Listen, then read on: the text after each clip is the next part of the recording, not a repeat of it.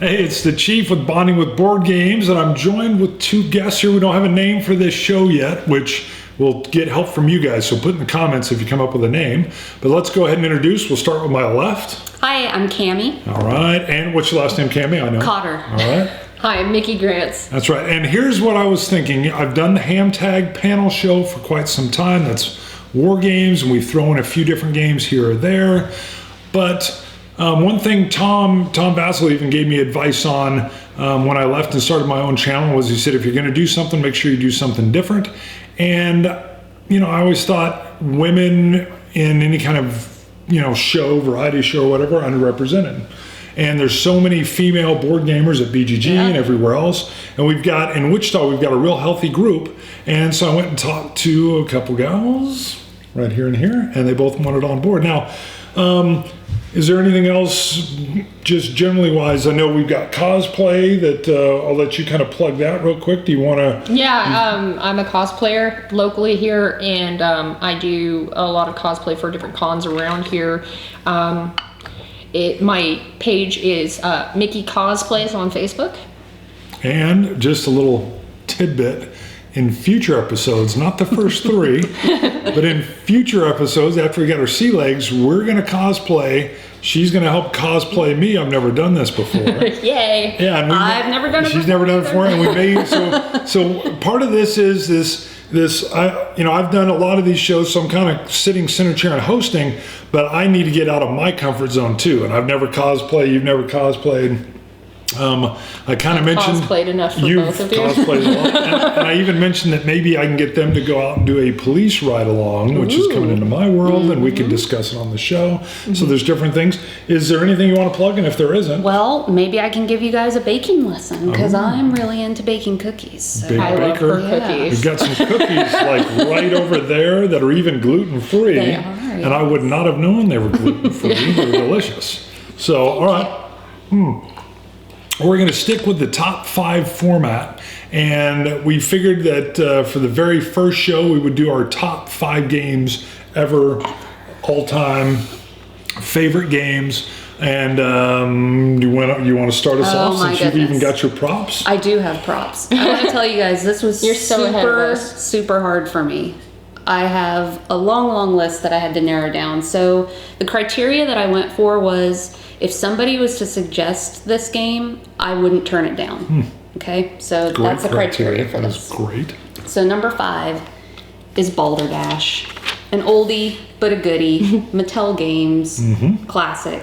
So this is a game where you're going to want to play with a group that's fairly creative, because it's going to require you to come up with creative things in response to different categories.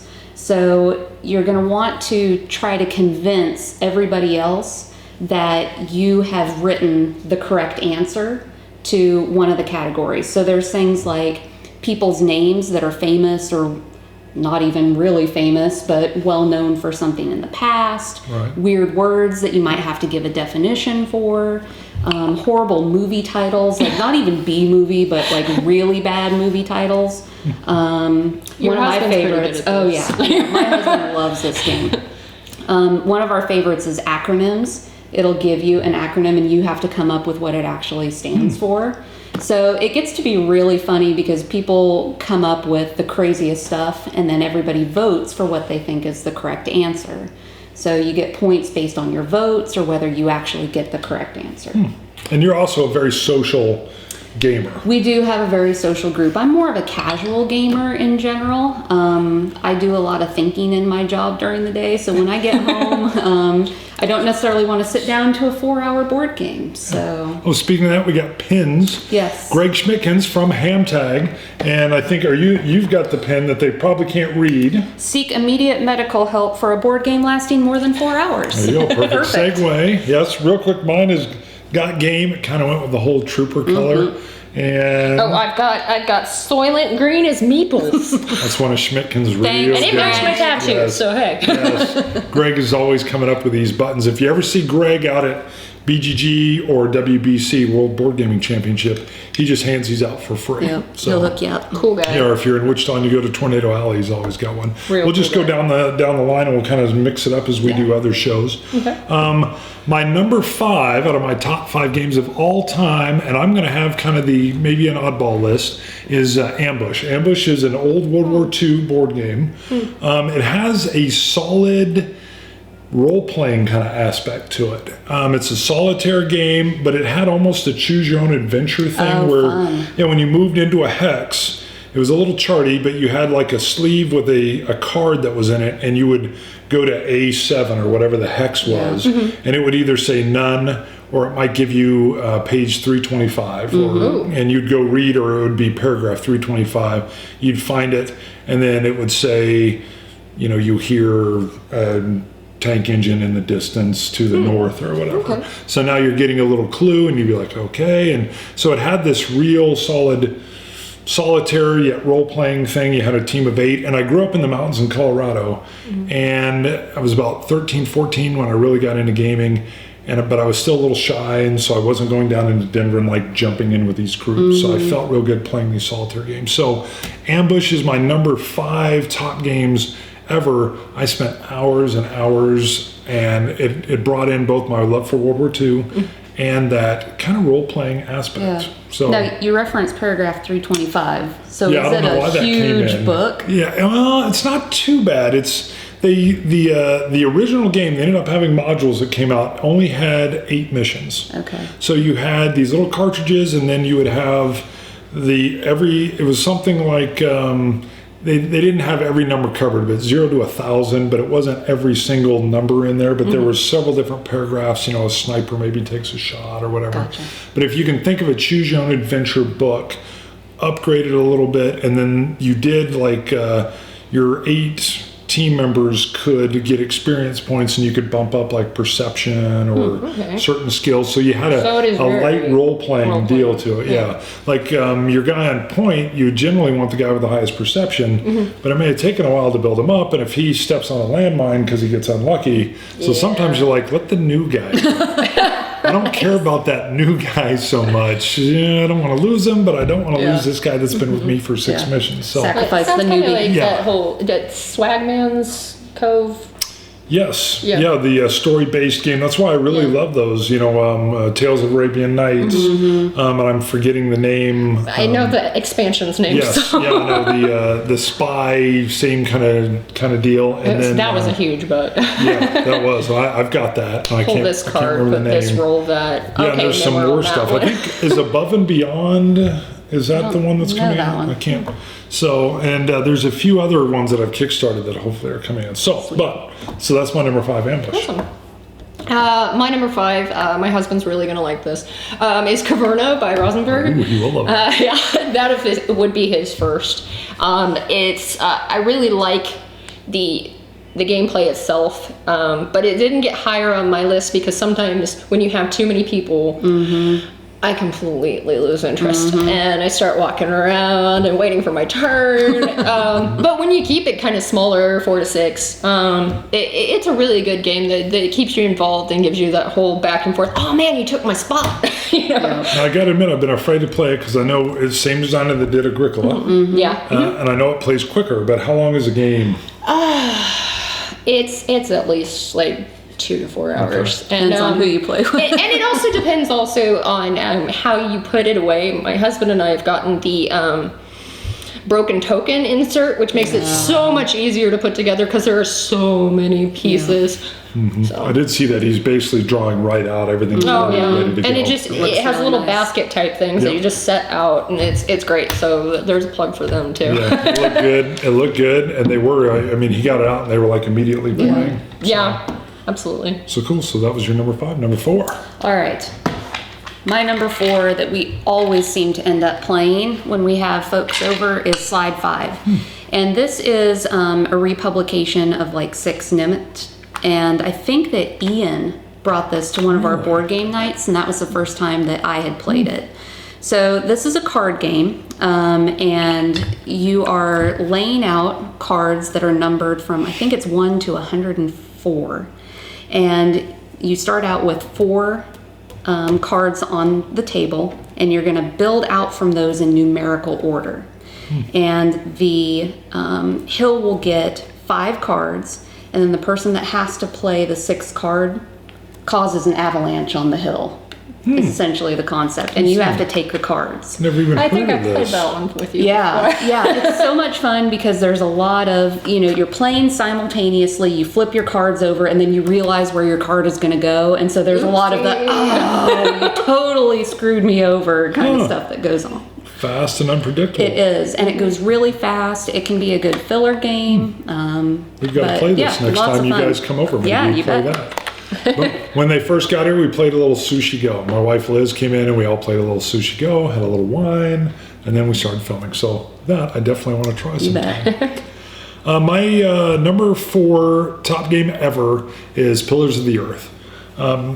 First of all, it's based off of the book, and it's the first time I'm an avid reader, and it was the first time a game led me to a book, and I love the book too, by the way.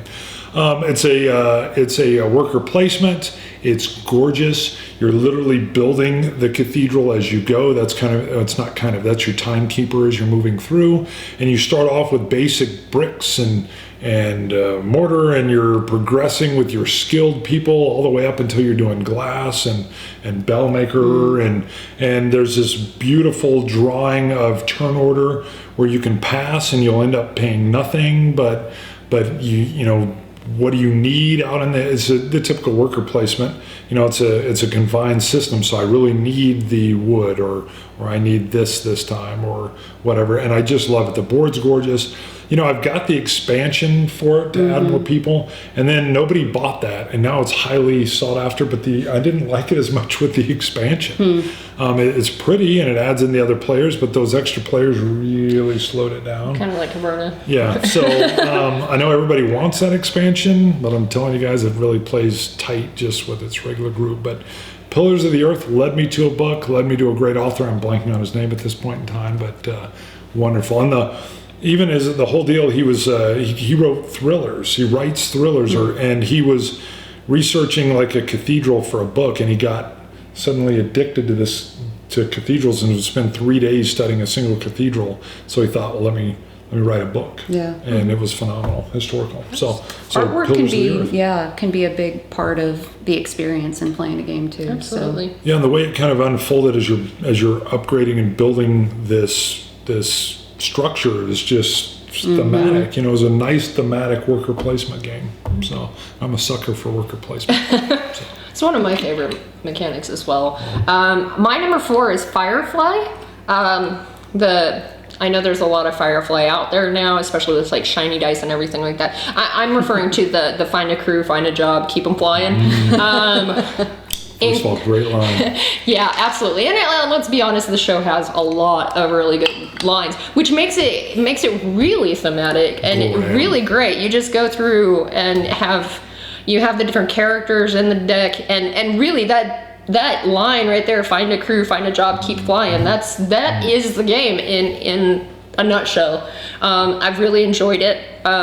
It can definitely be one of those things that your first playthrough can be a little bit longer, but once you've gotten a lot of people who've played before, it definitely is completely enjoyable. It's got all of the things from the show in it, including like Jane's hat, you know. So what was his gun's name? Mira.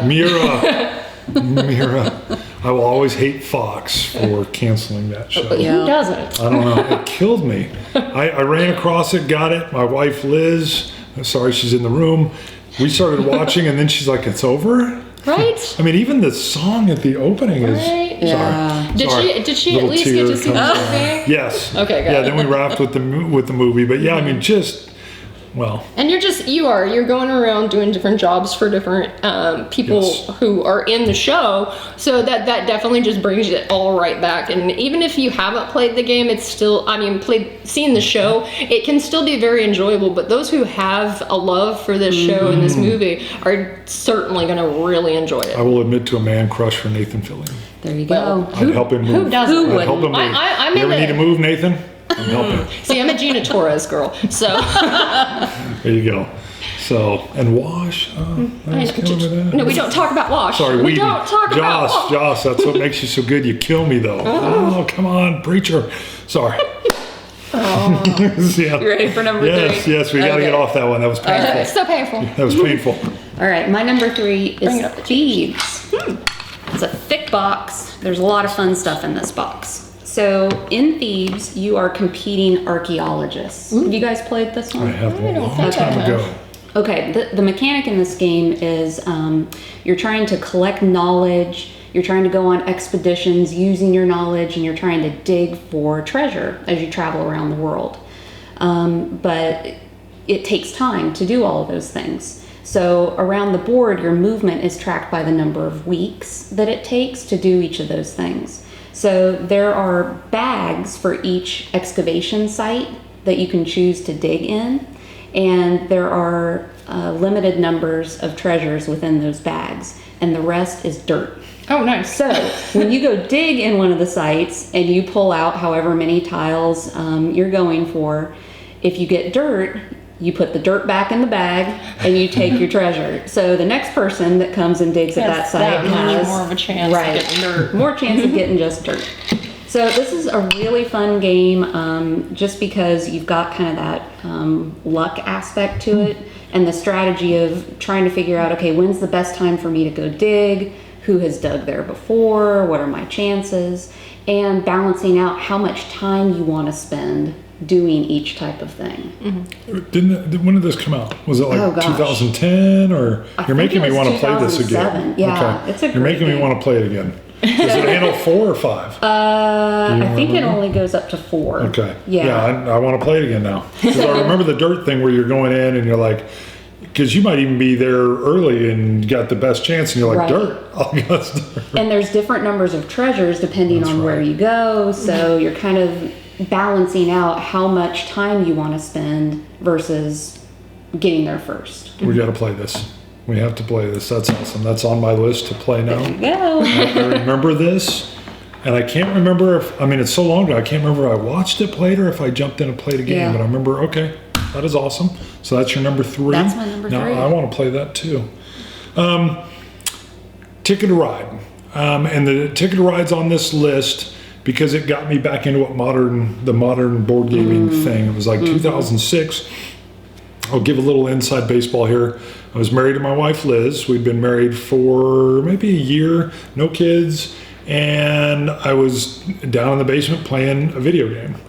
And she was off from work, I was off, and I remember thinking I'll just play for a little bit. Like 2.5 hours later, I'm still like, I was all in the zone, and I was like, first person shooter. And she came down and said, hey, do you think we could do something together? I'm thinking, yeah, I know. I was, Dun, like, dun, dun. I was like, yeah, okay, sorry, I got a little wrapped up. I was in a flow state. And it was funny because I had a computer gaming magazine, and in the very back they had like just a little sidebar window, and they called it Board Game Corner. And I'd always kind of looked at it just because of my youth playing these board games. And it just so happened they'd shown Ticket to Ride.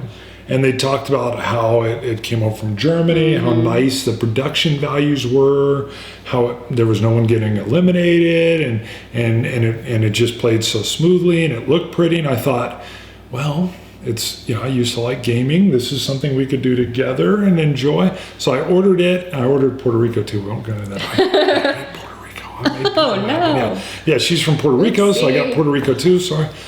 But Ticket to Ride shows up, and the first thing I was like, this is all it is for the rules? I'm really used to these Avalon Hill games, like 30-page rule books, and I'm thinking, well, this is easy. And I told her, and she was kind of like, a game? And I was like, yeah, it looks fun. Well, I could tell she kind of just went along. We sat down, we played, and right after the first game, she's like, oh, this is fun, let's play again. And we played again, and then she said, I want to play another time. We played 3 times. It was midnight.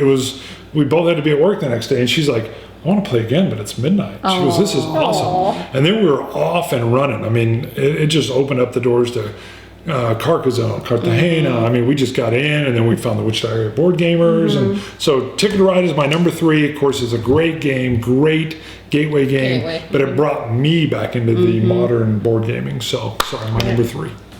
Yeah, I think that is like the gateway game of all Yeah. gateway games. My number 3, I have actually fallen fast for. I've always really been into RPGs, but it's always really difficult to find a good group. So my husband had got me the game, and also some plushies of the characters from it.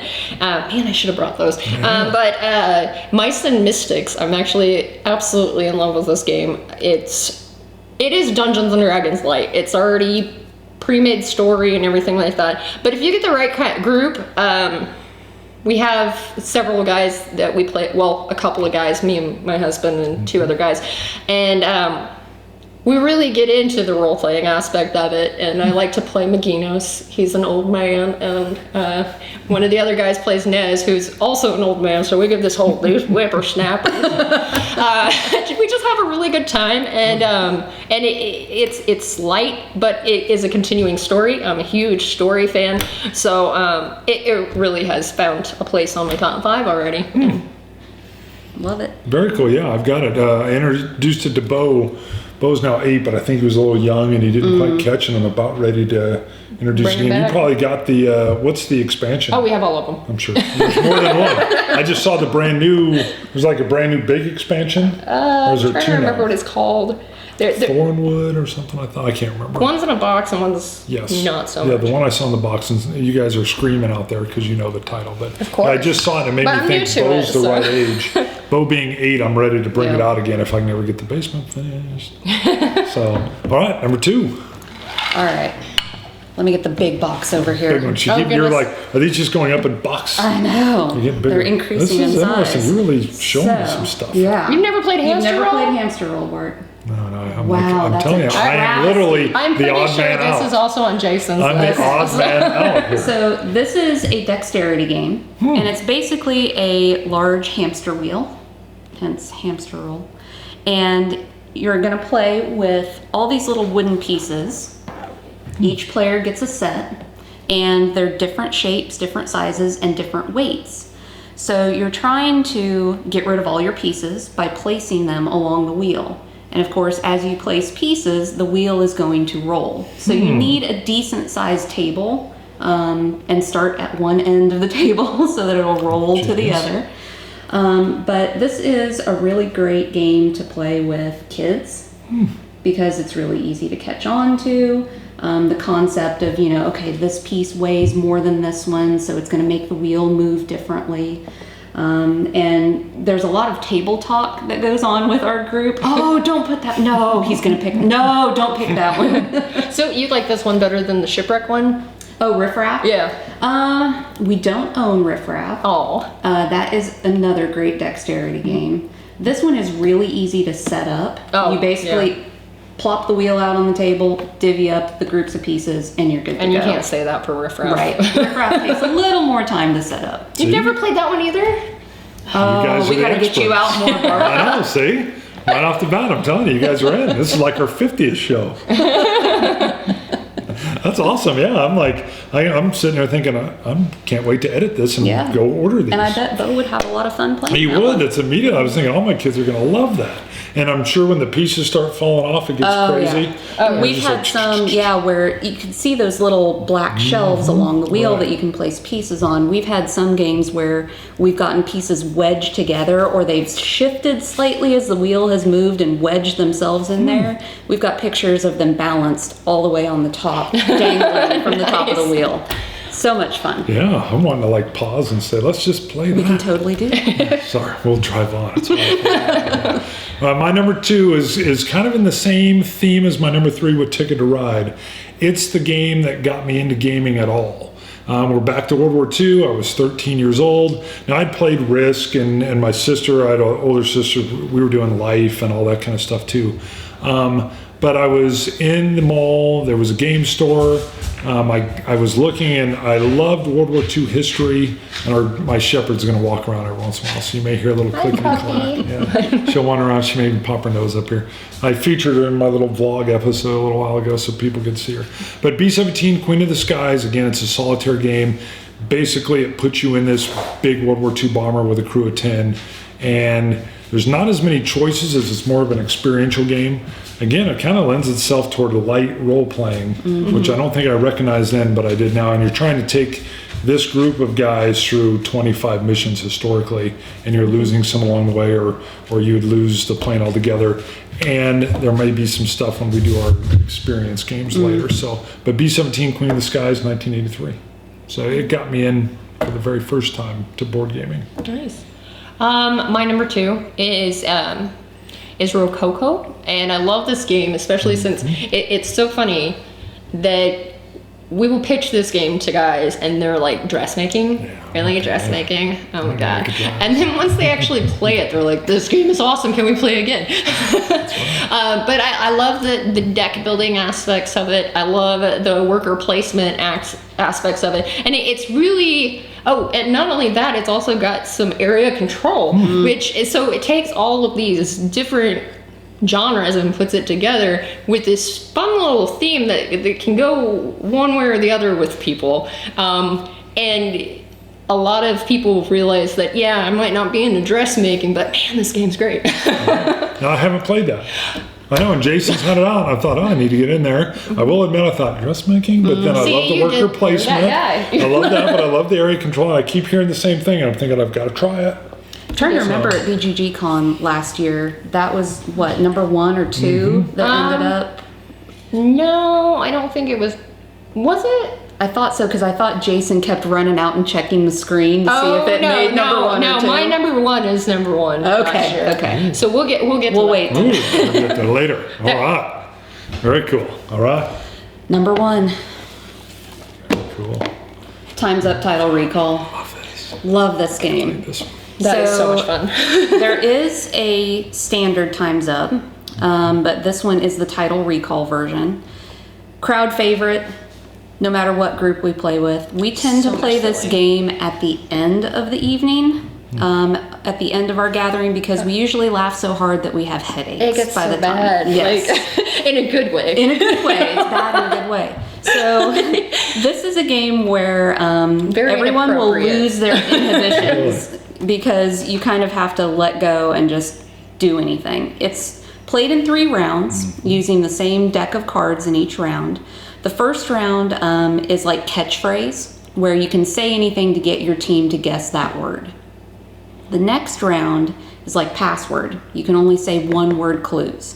And then the last round is charades. So you can only act out, but you can also make sounds. And what usually ends up happening with our groups is we end up making sounds and doing gestures all 3 rounds. And that helps carry over to the final round. That definitely helps. You build it along the way. Yeah. And the association with it. And I think some of the best games we've had are when people do really inappropriate or uncharacteristic things, or they do something that's very wrong for the clue, and that ends up carrying through the whole thing. And that's where it can get inappropriate. Exactly. No, we use this here whenever, like, my stepdad and all his grandkids and his kids were here, and I pulled this out. I warmed up with a few little like story cube and stuff, and they were in. We got this out, broke up the teams, and everybody's having a ball around the table. Yep. I mean, it was just great. There are some things that I'll admit, there are a lot of cards that I'm sitting there going, what in the world is that? Yeah, and the Title Recall version is like books, plays, pieces of art, albums, song titles, movies. So that makes it kind of easier, I think, than just some of the general associations in normal Times Up. I think it's mostly the art pieces that I was like, oh, what? Yeah. No, so awesome. Great fun. Yes, you're number 1. My number 1. Cool. My number 1 game of all time is Medici. So it's a Reiner Knizia game. Takes 45 minutes. It's bidding, which surprised me when I played it because I'm not a huge auction game, but I love how the auction works. I love that you're in and out in 45 minutes, 3 rounds. The whole idea that you're trying to get you're basically auctioning off these goods in like Renaissance era. So you want to get these goods that are of a type. You're looking at type and then money value, or think of the quality of the good. So if you've got a fur that's a 0, it's kind of like junky. It's got holes in it or something. And if it's a 5, it's like mink, you know, I mean, that's awesome fur.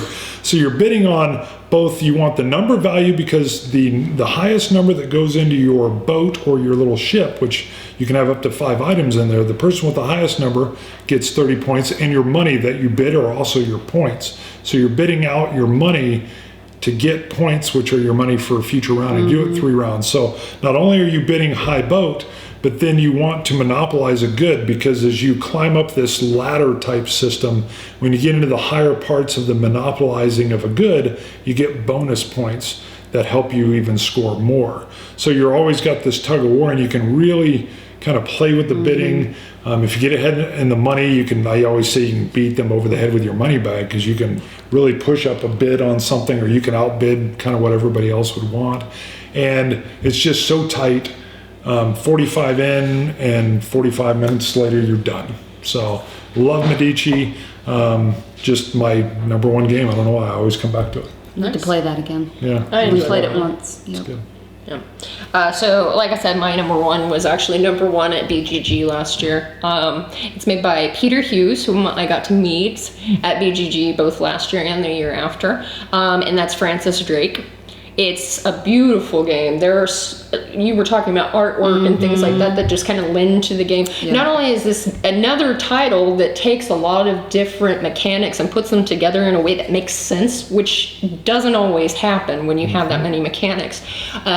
It also has these amazing pieces. One of my favorite things about it is it's got these little treasure chests that you put your little rubies and things in there, and little boats, like actual boats. But I mean, this is like, I might have a little fangirl crush on Peter Hughes, but he always makes sure he's got really good components, and like in Triassic Terror, he's got the little dinosaurs and everything like that. So we've got boats, and we've got this beautiful artwork, and a game that just really comes together really well. Wonderful.